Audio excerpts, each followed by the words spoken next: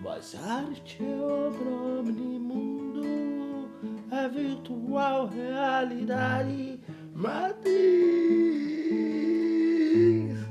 é luz, mistério profundo, é como dançar machixe com Miles Davis ao fundo.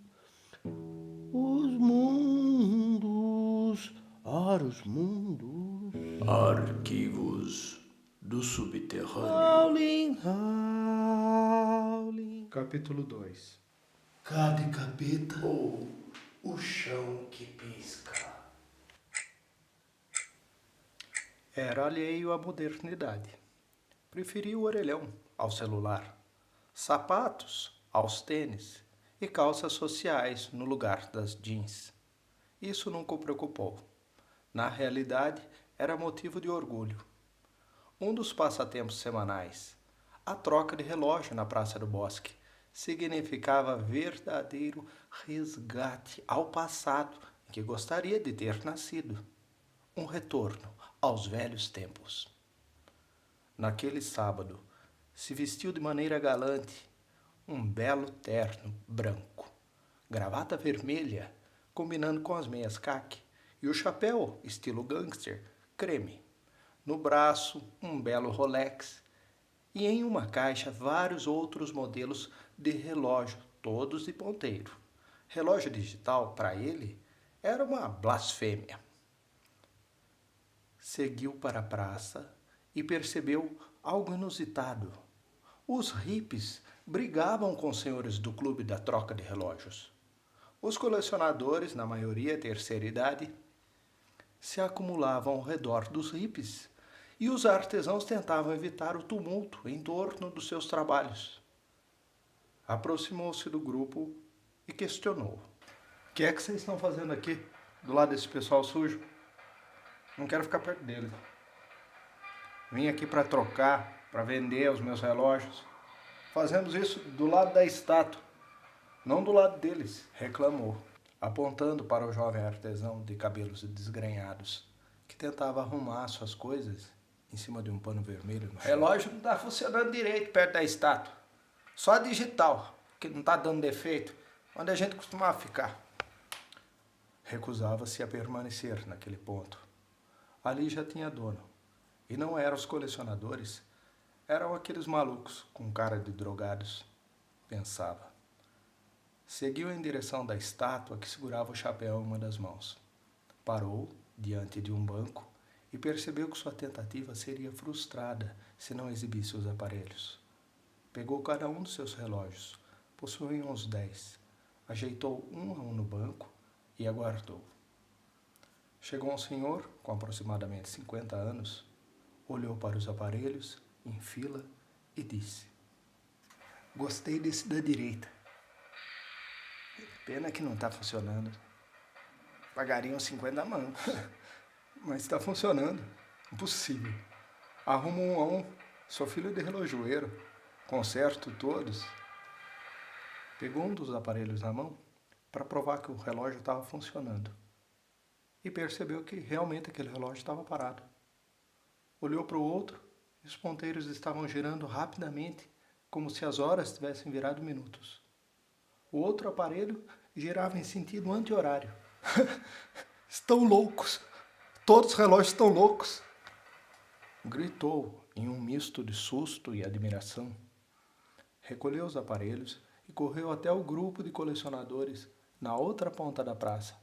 Mostrou os relógios e falou assustado para 3 homens que negociavam um relógio da marca Oriente. "Olhem, cada um dos meus funciona de um jeito diferente." O trio pegou os relógios, cada um se concentrando na análise de um dos modelos. Estão perfeitos, Responderam ao mesmo tempo, como se estivessem em um coral do asilo. Um deles ainda tentou negociar a peça de maior tamanho, mas ele recusou a troca. Não. Não posso te vender algo com defeito, retrucou. Voltou para o banco e observou os relógios, um a um, e naquele momento percebeu que apenas um relógio funcionava.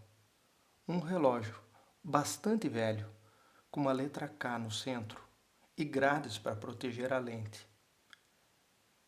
Percebeu que a grade era semelhante à proteção dos holofotes instalados no chão da praça ao redor da estátua.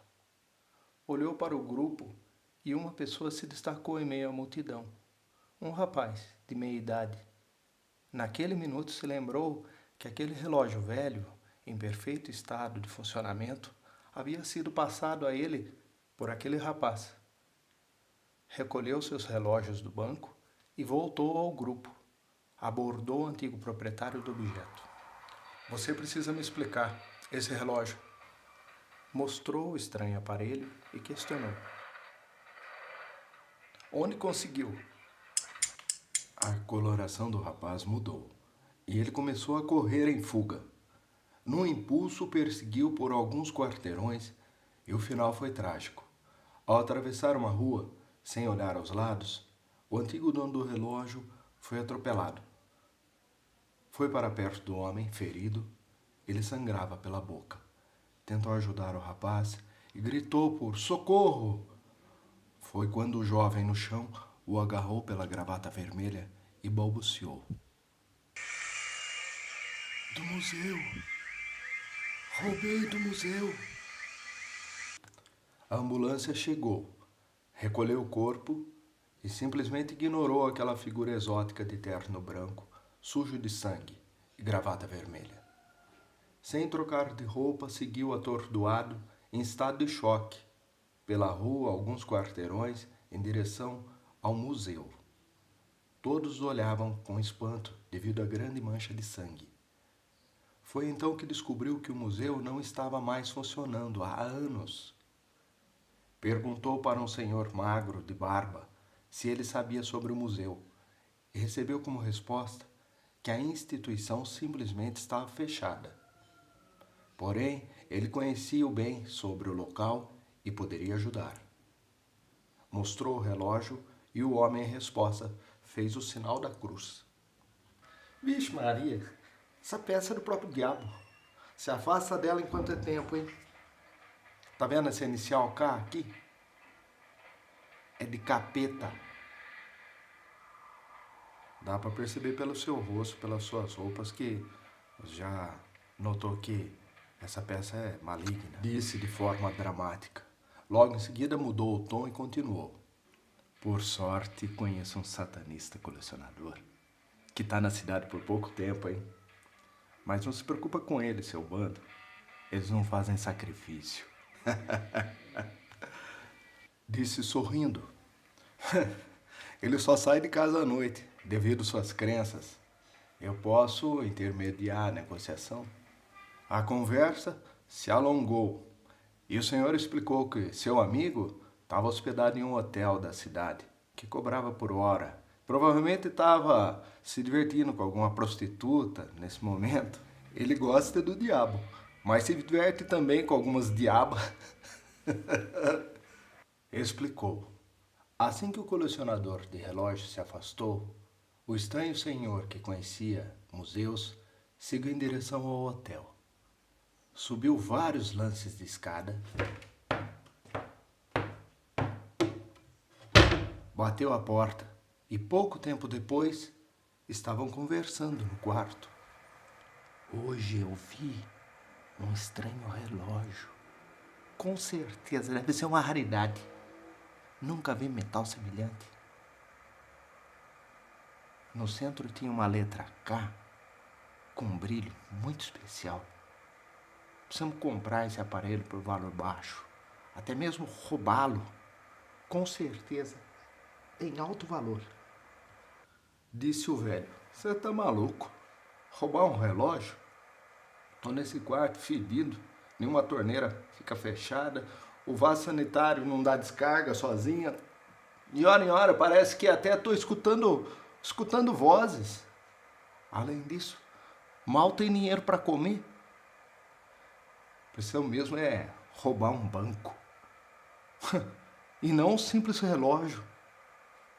Velho, esquisito. O mercador pega a carteira, retira um maço de dinheiro e entrega para o ladrão.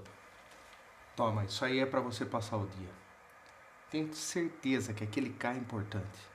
Quem garante que não pertenceu a um presidente americano? K. Kennedy. Garanto que aquele relógio vale no mínimo 50 vezes mais do que eu estou lhe dando. Portanto, enxergue isso como um investimento. Eu vou ligar para o jovem. Ele entregou para mim um cartão. Marcarei o encontro na Praça do Bosque, perto da estátua, por volta de meia-noite. Acho que nessa hora tem pouca chance de a polícia nos identificar. Ele não vai estranhar. Eu disse que a peça era do próprio capeta. E achará normal o horário. Portanto, esteja perto daquela estátua por volta das 23 horas. Assim que o senhor saiu do quarto, o jovem ladrão liga para uma prostituta e começa a arrumar as malas para fugir da cidade. Os quase 20 anos que passaram juntos em uma cadeia de penitenciária não valia nada para ele. O fato do senhor o considerar um filho não tinha valor nenhum. A parceria em golpes terminava naquele dia. Antes, porém, iria se divertir com uma prostituta. O ladrão não percebeu, mas assim que o senhor saiu do quarto, todas as torneiras pararam de gotejar e a água da privada havia sumido. Caía a noite e lá está o colecionador de relógios que havia trocado o terno branco por um preto e uma gravata agora era azul marinho. O cabelo dividido ao meio com uma grande porção de gel para garantir que o vento não desmanchasse o penteado. A 100 metros da estátua, o senhor está encostado na parede de um velho restaurante observando tudo. À distância, ele percebe o parceiro de crime se aproximar do colecionador e sentar ao seu lado. Você que é o satanista, colecionador de artigos estranhos? Confesso que eu estou um pouquinho incomodado, com medo. Mas se esse aparelho tem algum valor, eu preciso saber e passar ele para frente. O ladrão usava chapéu e cobria quase todo o rosto em uma sombra negra. Ele pega o relógio com as mãos e o colecionador percebe algo estranho na forma como os dedos se movimentam. Era como se os ossos tivessem movimentos ao contrário do normal. Haviam tentáculos saindo da pele da mão. Ele não pega o relógio como todas as outras pessoas fariam. Na tentativa de segurar o aparelho, os dedos se cruzam sobre a peça como se estivesse tentando enrolar ao redor do relógio.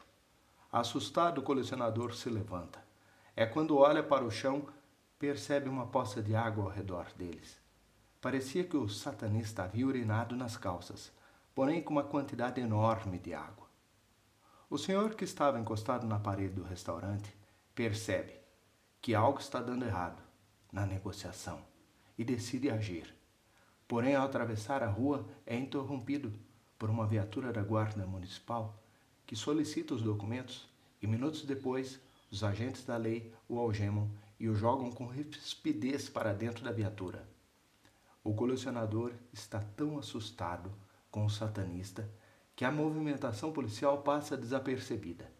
Fica paralisado por alguns segundos, observando aquele cidadão estranho, analisando o relógio, passando ele entre os dedos, cheirando, esfregando na testa.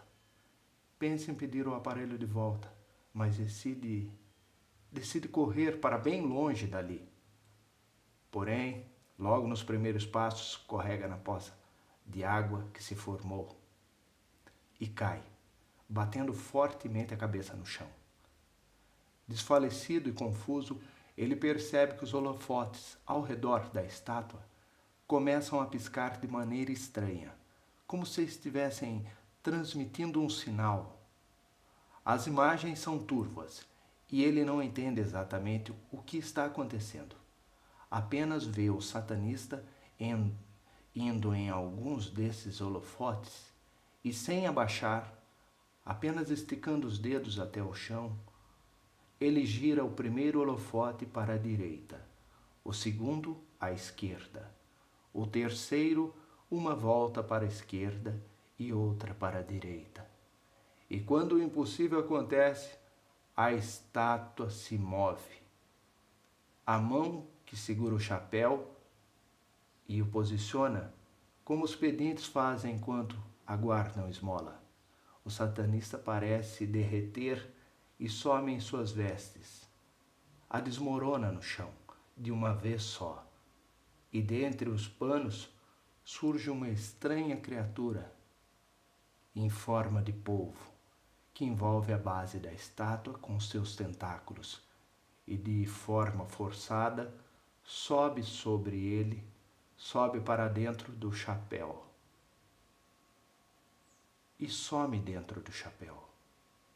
A última visão é de um tentáculo agarrando o relógio que havia caído no chão, levando para dentro da estátua.